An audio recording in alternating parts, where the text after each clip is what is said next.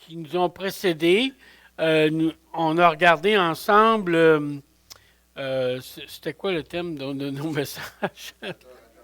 Pardon, l'adoration. Oh, merci.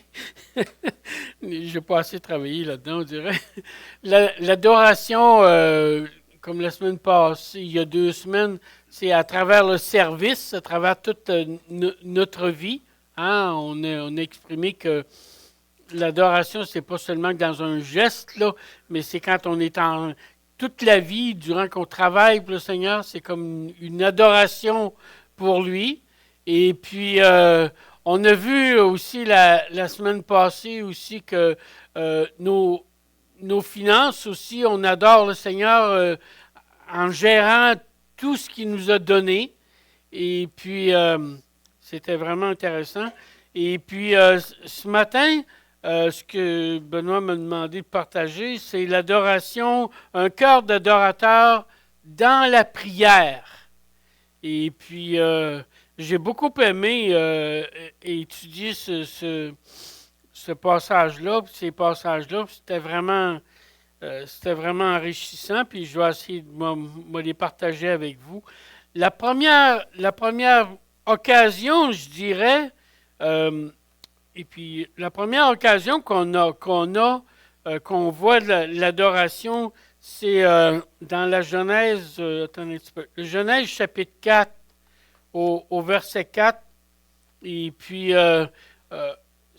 on y lit, là, attendez un petit peu, j'ai pas mes bonnes lunettes, là, en tout cas, on y lit, attendez un peu.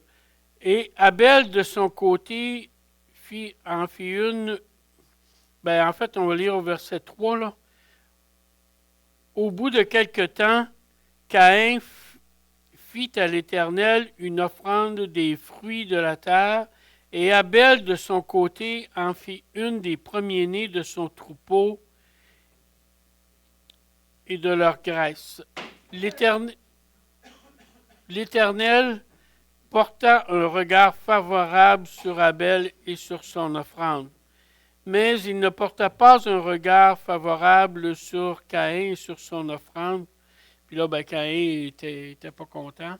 Et puis vous connaissez la triste histoire qui en a suivi. Euh, alors, je verrai le premier passage, la première occasion qu'on voit de cet esprit d'adoration dans la prière, s'est exercé là, à ce moment-là, quand ils ont fait une offrande des fruits de la terre ou des premiers-nés. Puis quand on dit que Dieu a porté un regard plutôt sur celui d'Abel, ben c'est pas parce qu'il n'aimait pas celui de Caïn, mais c'est parce que Abel représentait vraiment ce que Jésus va faire, les premiers-nés, de son troupeau. Et puis, donc j'y vois là peut-être une des toutes premières occasions que l'homme, en fin de compte, a élevé son cœur dans l'adoration vers Dieu. Puis encore au chapitre 4, mais le verset 26, le dernier verset du chapitre, ben, il y a eu tout un déferlement je dirais, de méchanceté dans la suite de Caïn, mais Seth, qui est né après le décès, si je ne me trompe pas, d'Abel, a eu un fils, et puis qui s'appelle Enoch. C'est pas le Enoch qui a été enlevé, c'est un autre Enoch. Et puis Seth, lui, eut aussi un fils, et il l'appela Enoch. C'est alors qu'on a commencé à invoquer le nom de l'Éternel. Là, je vais faire un grand saut dans l'histoire. On part de l'époque d'Adam, puis là, on va se ramasser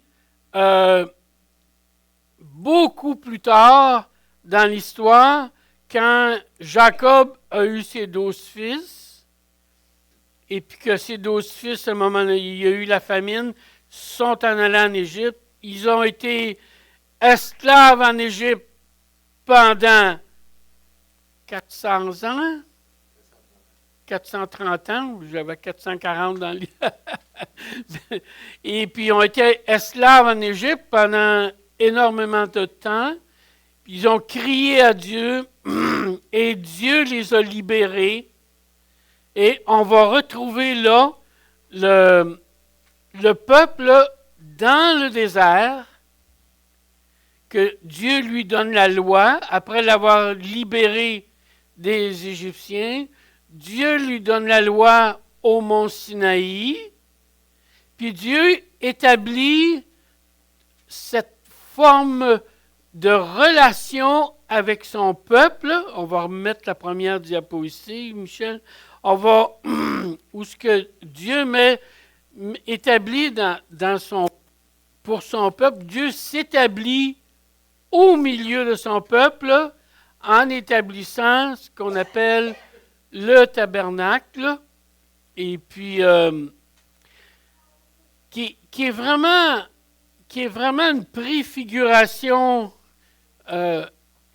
Excusez, je vais me promener là un petit peu. Mais là, on ne le voit pas, il y avait une autre diapositive, mais on voit tout. Le tabernacle était au centre du camp. Et le camp d'Israël était tout autour, là. Et puis, le tabernacle, on dirait comme personnifie la présence de Dieu au milieu de son peuple. Pour que Dieu soit accessible à tous. Ce n'est pas juste une classe particulière de gens, mais tous pouvaient venir adorer Dieu. Comment cette adoration-là se fait? On va regarder un premier passage dans Lévitique, au chapitre 9, le verset 24.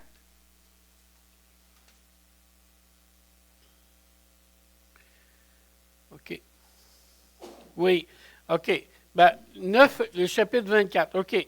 Là Dieu venait d'établir le culte lévitique, si tu veux. Il avait permis, Dieu il avait demandé, là, on va voir tout l'autel des sacrifices, puis on va tout voir le tabernacle ensemble. Et puis, mais pour offrir les sacrifices, ils étaient brûlés sur un autel.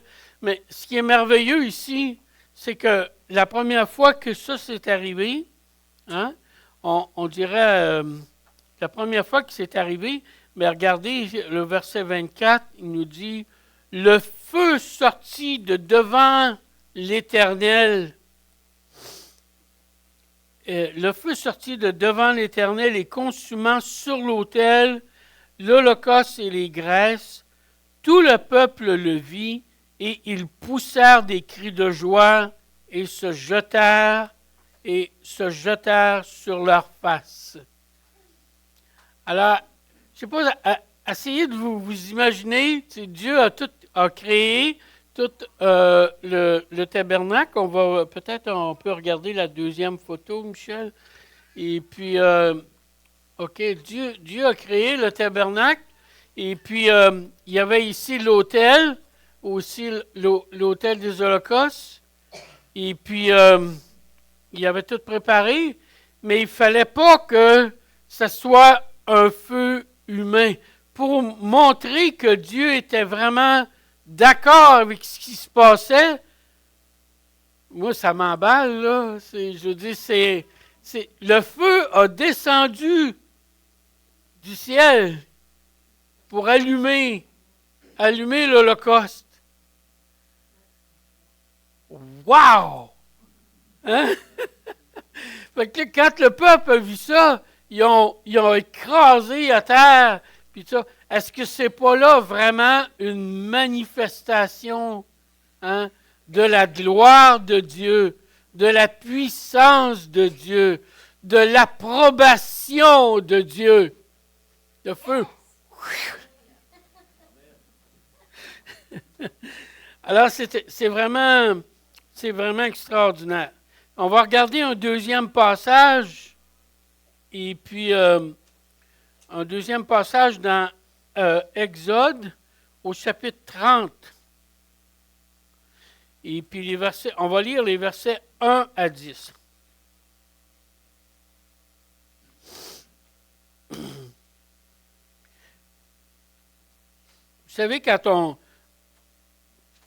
vous allez me dire, ben, pourquoi tu prêches dans l'Ancien Testament?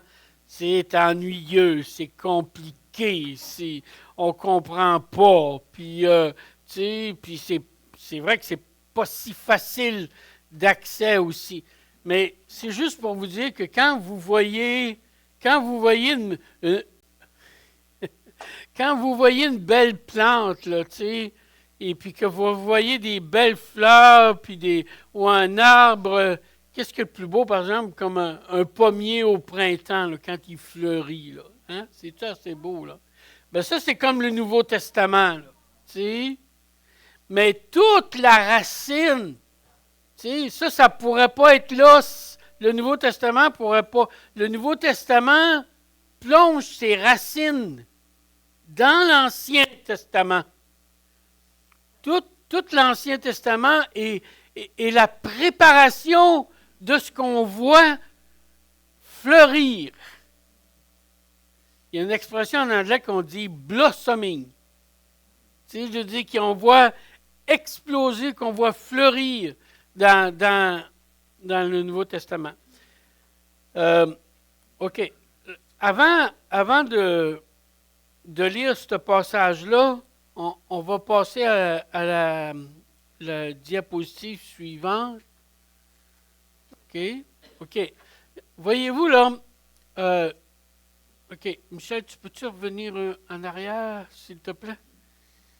OK. Ça, c'est bon. Ça, c'est l'hôtel. On revient encore une photo en arrière. Bon. Voyez-vous, il y avait tout... il y avait tout ça, là. Et puis, on va voir ensemble... vous voyez, là, c'est un livre que j'ai. Là, je l'ai à votre disposition, si vous voulez le regarder. Là. Il y avait le tabernacle tout autour. Il y avait ici l'autel des holocaustes. Ici, il y avait la cuve d'airain. Donc, ceux qui officiaient, les sacrificateurs, ils devaient se laver les mains, les pieds, parce qu'ils étaient couverts pour le reste. Et puis, avant d'officier. Et puis, là aussi, il y avait, ici, cette partie-là, on l'appelle ça, c'est la tente d'assignation. OK? Et puis, qui était divisée en 2 compartiments. Et puis, le saint et le saint des saints. Dans le saint, il y avait le chandelier, la menorah, qui représente vraiment Jésus, qui est la lumière du monde. Puis ici, la table des pains de proposition, il y avait 12 pains qui étaient changés, je pense que c'était tous les jours. Et puis, et qui représentaient les 12 tribus d'Israël. Puis ici, d'une façon, c'est vraiment extraordinaire. Vous avez ici l'autel des parfums. C'est sur ça que je veux vous parler beaucoup ce matin. L'autel des parfums. Puis ici, vous avez le voile qui séparait ici l'arche d'alliance qui comprenait la manne, une partie de la manne, la verge d'Aaron qui avait fleuri, et puis les tables de la loi. Et Dieu venait ici sur l'arche de l'Alliance dans la nuée, voyez-vous là? Mais il y avait le voile qui avait les chérubins dessus, qui sont là pour protéger la sainteté de Dieu. Puis l'autel des parfums ici. Okay. Alors, on va revenir dans l'Exode au chapitre 30, puis on va lire ensemble là, les 10 premiers versets. Tu feras un autel pour brûler des parfums. Tu le feras de bois d'acacia. Sa longueur sera d'une coudée, sa largeur d'une coudée, il sera carré et sa hauteur sera de 2 coudées. Bon, OK, une coudée, c'est quoi là? C'est 18 pouces? 18 pouces. C'était pas une grosse hôtel, là. Hein? Je vous dis, c'était même plus. En fait, c'était un peu comme ça, là. Je vous dis, un petit peu plus petit. Hein? Pardon? La moitié? Ah bon, la moitié. Je suis bien bon dans les mesures. Moi, c'est pour ça que je me suis lancé en construction. Non, faites pas ça. Et puis, à peu près la moitié du pupitre ici. Donc, c'est tout petit, là. Hein? Puis, il y avait une grille, là. Puis, bon. Puis, on offrait les parfums. Il sera carré, sa hauteur sera de 2 coudées. Tu feras des cornes qui sortira de l'autel. Tu couvriras d'or pur, tu couvriras d'or pur le dessus, les côtés, tout autour et les cornes, et tu y feras une bordure d'or tout autour. Tu feras au-dessous de la bordure 2 anneaux d'or pour la transporter. Hein? OK? Parce qu'il devait pas la toucher, puis tout ça. Bon, on a un nouveau prédicateur, puis c'est le fun, c'est correct. Soyez pas gênés, moi, j'aime ça entendre des enfants. Bon, tu y feras au-dessus de la bordure 2 anneaux d'or et au-dessus des côtés. Tu mettras aux 2 côtés pour recevoir les barres qui serviront à le porter. Bon, ça, c'était le chose, OK? Tu placeras au verset 6 l'autel en face du voile qui est devant l'arche du témoignage, en face du propitiatoire qui est sur le témoignage et où je me rencontrerai. Aaron y fera brûler, regardez bien là, OK? Aaron y fera brûler du parfum odorifiant. Il en fera brûler chaque matin lorsqu'il préparera les lampes. Fait que chaque matin, là, quand il rentrait dans le temple, il préparait les lampes, puis en même temps, il préparait l'encens pour mettre sur l'autel. OK? Il en fera brûler aussi entre les 2 soirs lorsqu'il arrangera les lampes. C'est ainsi que l'on brûlera à perpétuité du parfum. Regardez bien là. C'est ainsi que l'on fera que l'on brûlera à perpétuité du parfum devant l'Éternel pour vos descendants. Vous n'offrirez pas, puis là sur l'autel, il fallait absolument que sur l'autel des holocaustes, il fallait que ce soit le feu de Dieu, puis sur le parfum, il fallait que ce soit le parfum de Dieu. Puis l'huile d'onction pour le chandelier, on dit chandelier, mais c'était des lampes, là. C'était pas des chandelles. Tu sais. Mais il fallait que ce soit l'huile d'onction propre à Dieu aussi. On n'avait pas le droit de la reproduire. C'est pareil pour le parfum. Aaron fera des expiations sur les cornes de l'autel avec le sang de la victime. Il allait porter du sang, il allait porter du sang comme pour sanctifier l'autel. Il fera des expiations une fois par année pour les descendants. Ça, on va en parler tantôt. OK. Alors, on voit là Aaron, puis l'autel des parfums. On va revenir à la diapositive là, à l'intérieur du... C'est ça. Donc, on vient de le lire là. À chaque jour, ils offraient, ils arrangeaient les lampes aussi, puis en même temps, ils préparaient le parfum pour mettre devant, puis ils changeaient aussi les pains de proposition. OK?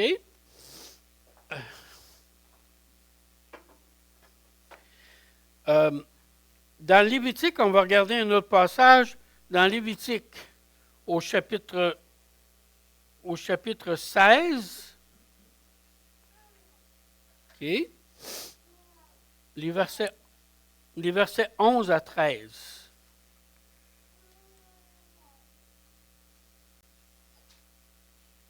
OK.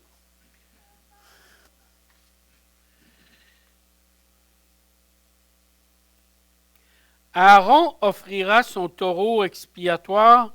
Il fera l'expiation pour lui et pour sa maison. Il égorgera son taureau expiatoire. Il prendra un brasier plein de charbon ardent, ôté de dessus l'autel devant l'Éternel, et 2 poignées de parfum odorifiant en poudre. Il portera ces choses au-delà du voile. OK? Alors, on va finir notre lecture, après ça, on va revenir. Il mettra le parfum sur le feu devant l'Éternel, afin que la nuée du parfum couvre le propitiatoire qui est sur le témoignage, et il ne mourra point.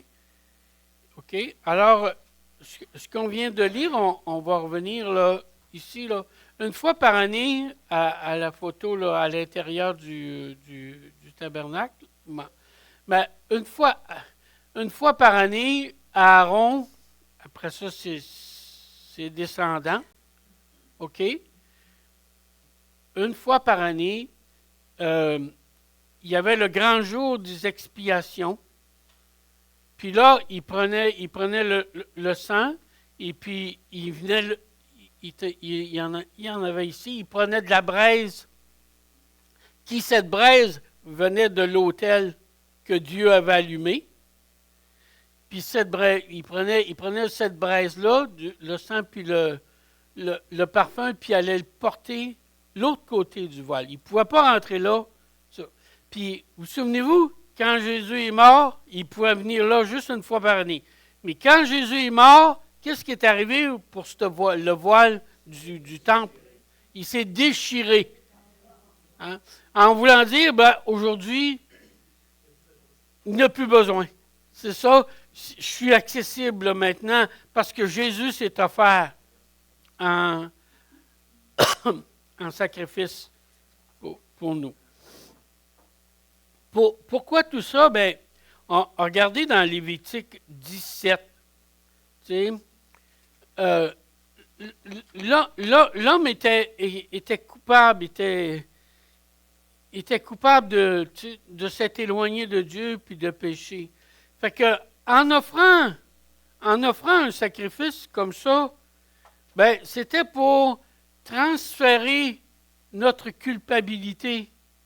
Le petit animal qui était offert en sacrifice, lui, il prenait ma culpabilité. Puis, regardez, car l'âme de la chair est dans le sang. Je vous l'ai donné sur l'autel, afin qu'il servît d'expiation pour vos âmes, car c'est par l'âme que le sang fait l'expiation.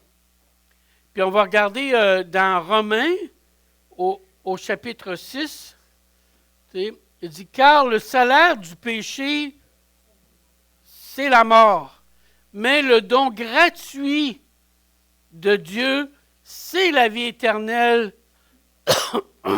en Jésus-Christ.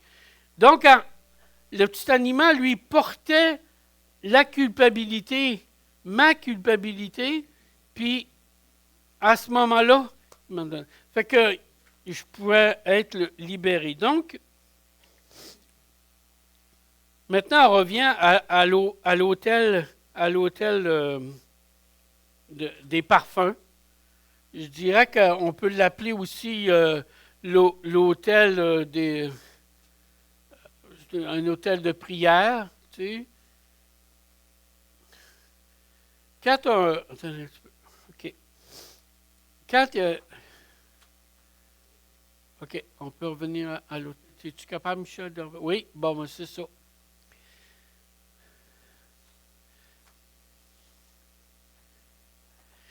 Ces parfums-là, là, ils faisaient comme un écran. Un écran entre l'homme qui est pécheur puis la sainteté de Dieu. Puis ce parfum-là aussi, ça faisait une fumée, mais c'était une fumée qui sentait bon. C'était une fumée odorifiante. Alors, puis là, on va le voir dans l'Apocalypse. Cette, cette fumée-là, ça représente. Pardon? La prière. Ça représente la prière. C'est pour ça qu'on parle de l'adoration, justement, dans la prière. Regardez, on va aller voir déjà dans l'Apocalypse, au chapitre 8.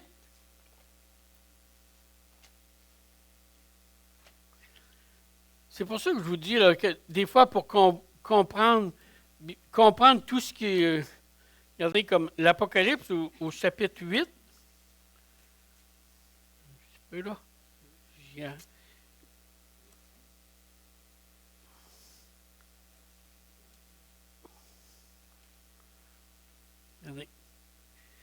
Bon, là, on a fait un autre grand saut, là, dans l'histoire, là. Et puis, on est dans l'Apocalypse, puis là, c'est l'ouverture des. On a vu la révélation de Jésus-Christ. Et puis, après ça, ben, là, c'est les sceaux, les trompettes, puis les coupes. Et puis, regardez au chapitre 8, le verset 1, il dit, « Quand il ouvrit le 7e sceau, il y eut dans le ciel un silence d'environ une demi-heure. »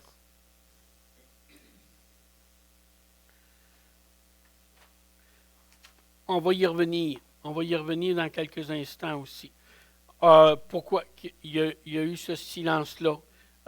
Au chapitre 5 de l'Apocalypse, les versets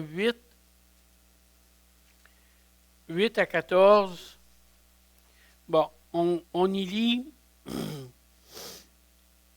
ben là, pour vous donner un peu de contexte, là,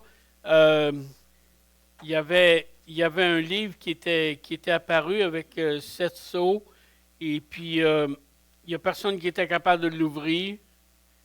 Et puis Jean, il pleurait là. Et puis Jean, il pleurait. Puis là, ben, il y a un ange qui lui a dit, ben, pleure pas. Il y a quelqu'un qui a vaincu. Puis qui va être capable de l'ouvrir. Puis, qu'est-ce qu'il a vu? Ben, il a vu sur le trône, là.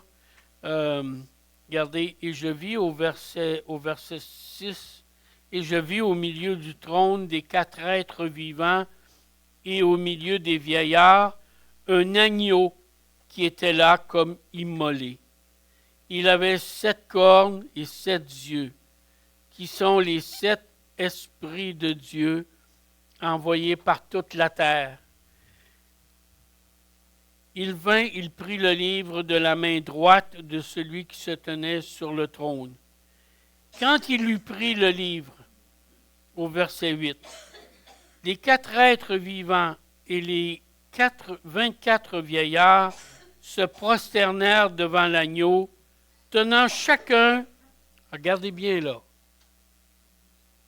une harpe et des coupes d'or remplies de parfums qui sont les prières des saints. Voyez-vous? Voyez-vous comment est-ce que vos prières, comment est-ce que mes prières plaisent à Dieu? Comment nos prières adorent Dieu? Il chantait un cantique nouveau en disant, « Tu es digne de prendre le livre et d'en ouvrir les sceaux, car tu as été immolé et tu as racheté pour Dieu par ton sang des hommes de toute tribu, de toute langue, de tout peuple et de toute nation. Tu as fait d'eux un royaume et des sacrificateurs pour notre Dieu, et ils régneront sur la terre. C'est ça? Oui, sur la terre. Alors, voyez-vous, c'était des couples rempli d'or, puis rempli de parfums. Alors, quand on regarde ces choses-là dans le Nouveau Testament, si on veut les comprendre, ben, il faut aller voir leur origine dans l'Ancien Testament, dans le tabernacle. Tu sais? Et puis, alors, je reviens au chapitre 8 de l'Apocalypse, puis les premiers versets. Quand il ouvrit le 7e sceau, il y eut dans le ciel un silence d'environ une demi-heure. Ça, je ne sais pas si vous êtes capable de me l'expliquer, c'est qu'est-ce que ça veut dire, ce silence-là? Pardon?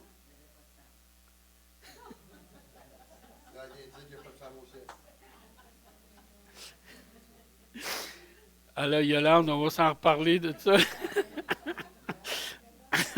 On va s'en reparler de ça. Puis de ça. Fait que, en tout cas, il y a eu un silence, une demi-heure. C'était long, là. Moi, ça me paraît très long, là, tu sais. Et puis, c'est comme si à un moment donné, pourquoi? Est-ce que ça veut dire qu'il attendait parce que le 7e sceau, ben, c'est comme contient les 7 trompettes, hein, tu sais, et qui les 7 autres jugements. Mais quand on voit au chapitre 6, là, quand on lit au chapitre 6, là, et puis c'est comme si c'est Jésus qui arrive, là. Tu sais? Puis, en tout cas, c'est une interprétation, c'est pas facile, je vous le dis, c'est pas facile à comprendre, puis tout ça, mais c'est comme une interprétation. Mais ce silence-là, moi, j'ai souvent pensé comme ça, tu sais. C'est comme un genre de... Les gens étaient là, tous ceux qui étaient là, quand ils ont ouvert le 7e sceau, ils étaient comme bouche bée.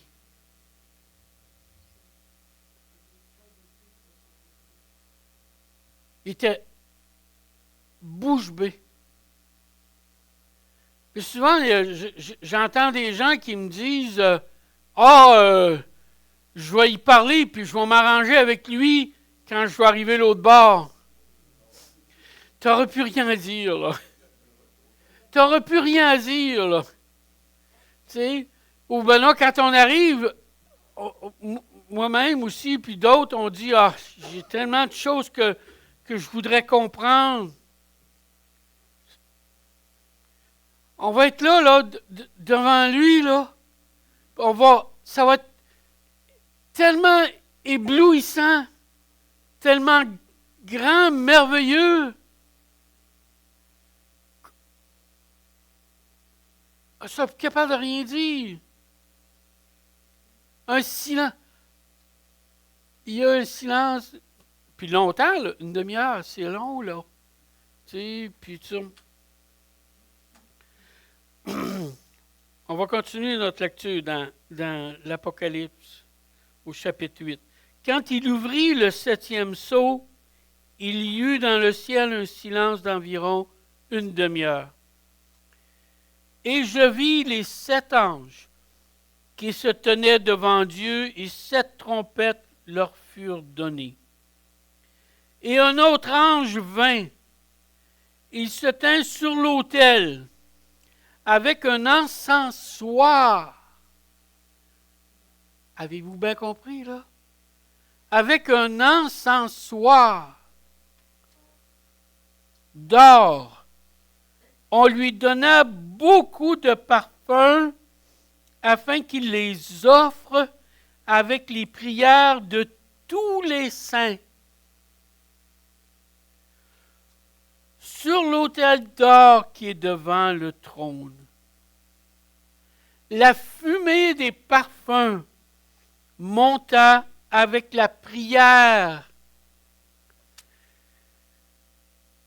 de Leonardo, d'Eliane, de Larry, de Mélanie, de José, de Jeanine, de Yves, tout le monde, tout le monde, tout le monde, tout le monde, avec la prière de tous les saints, avec vos prières, avec mes prières. Tu sais, la fumée des parfums monta. Puis c'est un parfum pour Dieu, la prière. C'est une adoration. Elle était là sur l'autel, en avant du voile, juste en avant du voile. Puis même, c'est une fois par année, le souverain sacrificateur prenait de ce parfum-là, puis des braises qui avaient brûlé toute la culpabilité, toute la reconnaissance, tout qu'il avait tout offert, puis il va aller porter ça devant Dieu. Oui, amen, certain. La fumée des parfums monta avec les prières des saints de la main de l'ange devant Dieu. Et l'ange, là, à ce moment-là, les jugements vont venir. Et l'ange le remplit du feu de l'autel et le jeta sur la terre. Alors, c'est quoi justement toutes nos prières? Dans mon étude, j'ai regardé, notre adoration se manifeste dans une vie de prière. Les exemples de gens qui ont prié dans la Bible, vous pouvez fouiller, puis vous inspirer, puis vous instruire des prières qui sont là. Paul aux Éphésiens, Paul aux Colossiens, Abraham quand il intercédait pour Lot, Moïse quand Dieu il était devant le peuple, puis que le peuple, il ne voulait rien comprendre, il était un peuple au cou raide, puis Moïse, Dieu avait dit, OK, je vais recommencer à zéro, mais avec toi, Moïse, non, il n'y a pas question. Tu sais, il n'y en a pas question. Il y avait une relation avec Dieu dans sa prière, et puis, tu sais, alors David avait cette relation, Salomon, Habakkuk. Seras-tu capable de mettre Habakkuk, chapitre 3, verset 1, si je prends Michel sur le spot, là. Habakkuk, parce que j'aimais tellement ce passage-là. Je pense que c'est chapitre 3, verset 1, c'est tout ça? Oui? OK, continue donc, hein? OK. Là, j'ai fait quelque chose de spontané, là, puis tout ça, mais c'est pas... C'est Habakkuk ça dit dans Habakkuk que Habakkuk se tenait à la brèche pour savoir ce que Dieu dirait et ce qu'il lui répondrait. Y avait-il une relation, là, hein, avec Dieu, là? Il dit, tu sais... Fait que, ah oui, regarde, merci beaucoup. J'étais à mon poste. Est-ce qu'on est à notre poste, nous autres? Hein? Est-ce qu'on est à... Et je me tenais sur la tour. Et peut-être qu'il gardait, là, ou je ne sais pas, en tout cas.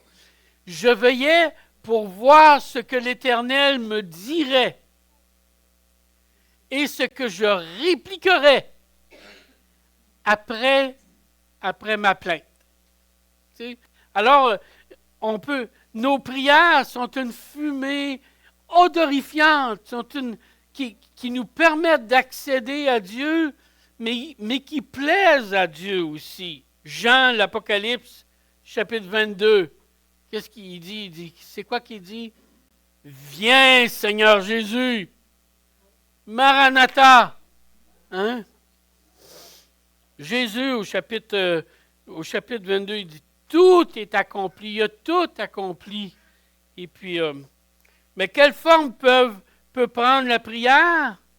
La louange.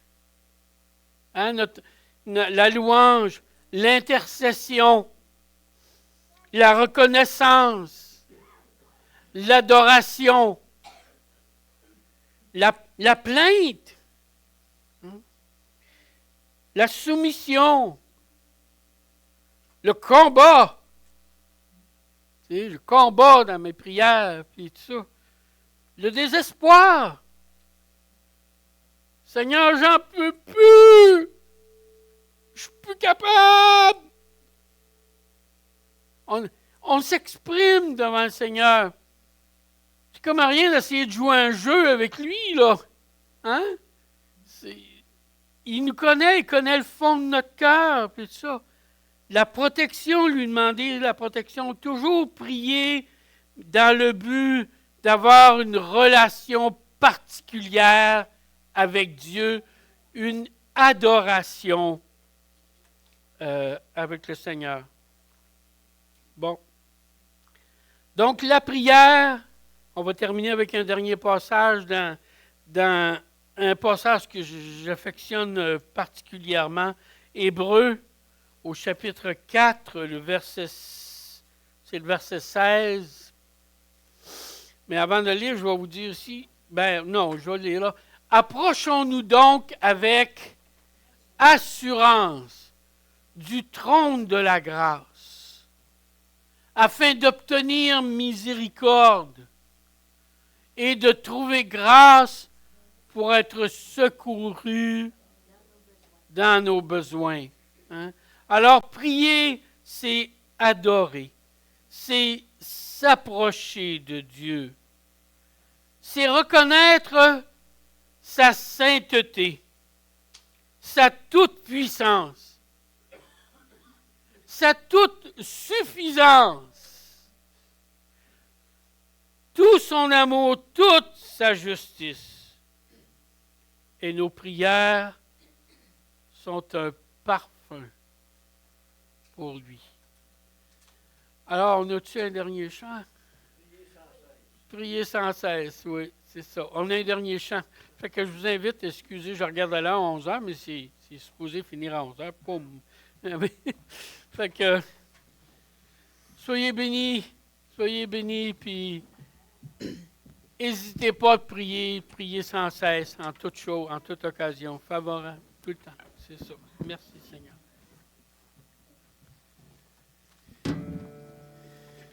C'est quoi? C'est